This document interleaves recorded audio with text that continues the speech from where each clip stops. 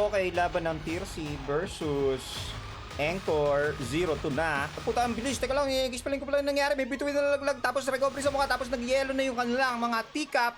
Anyway, anyhow, nag-yellow sila ng Banoob sa kaliwang panig. Nalalaglag na naman yung bituin. Hinahabol dito si Banoobs, pero wala siyang pake. Papatol. Pumatol with sacrifice. Mamamatay yung... Ang pangalan nito? Hindi ko lang basahin ang pangalan na yan. Ang ganda, puro numbers ang makikita natin dito. Nag-i-slide si Sun33B habang ng pangalan, also known as Venus. Crashing roar malaki Venus, tapos tabay takbo. Para lang sure na mayroon siyang kampe. Half-life si Balugs dito. Tignan natin kung mamamatay.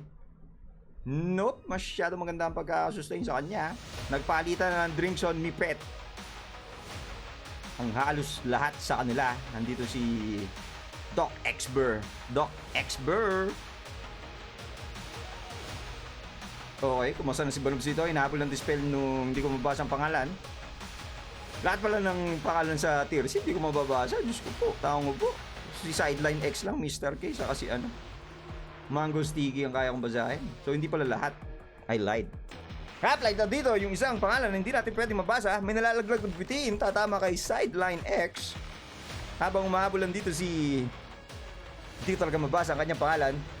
Nilaglagan ng bituin si Sun33B, pero wala siyang pake. 0 damage taken. I lied, half-life na pala.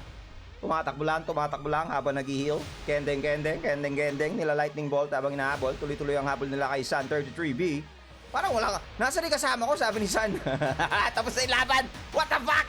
Nice one, Encore. Hindi na nilaban ang tier C ang mga taya niya.